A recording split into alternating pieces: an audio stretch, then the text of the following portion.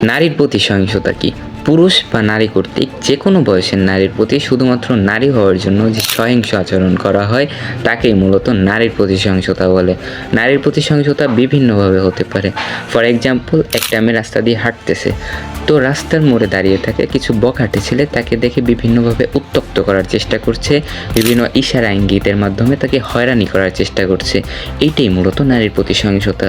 আবার কিছু অসাধু ব্যক্তি আছে যারা গ্রামে গিয়ে মানুষের দারিদ্রতার সুযোগ নিয়ে তাদেরকে বিভিন্ন লোভ লালসা দেখিয়ে তাদের মেয়েদেরকে শহরে নিয়ে যায়, দেন তাদেরকে বিভিন্ন দেশে পাচার করে দেয়। পাচারকৃত মেয়েদের বিভিন্ন অঙ্গ প্রত্যঙ্গ পর্যন্ত বিক্রি করে দেওয়া হয়।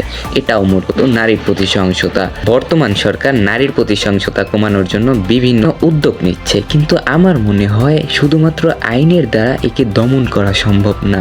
আমাদের মা বোনদের সুরক্ষা আমাদের নিজেদের নিশ্চিত করতে হবে। যারা এরকম জঘন্যতম কাজ করবে তাদেরকে দৃষ্টান্তমূলক শাস্তি দিতে হবে, তাদেরকে গ্রাম থেকে বিতাড়িত করতে হবে, শহর থেকে বিতাড়িত করতে হবে, তাদেরকে মানুষের সামনে বিচার করা হবে, যাতে অন্য আর একজন এইরকম জঘন্য কাজ করার সুযোগ না পায়, চিন্তাও পর্যন্ত না করতে পারে।